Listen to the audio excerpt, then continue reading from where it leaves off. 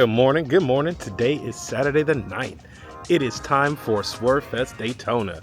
As you can see, I got the 460 on the trailer, so I got that all hooked up. We are getting ready to leave. Looks like my partner's here with the truck with all the displays.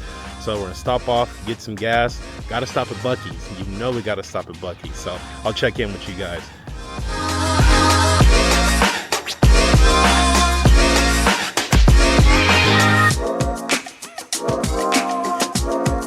All right, just parked up the trailer, just unloaded the 460, walking back now to the venue to start setting up the booth.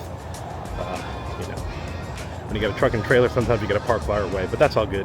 Still excited, happy to be here, happy to see so many people, and you know, let's try to make some connections and shake some hands. You know, should be a good time, be a real good time. So gonna get back, set up the booth, try to get some of that video for you. Enjoy. Then I'll record some of the show, some of the cars coming in, and you know, just see what happens. Make it do what it do. All right, I'll come back at you.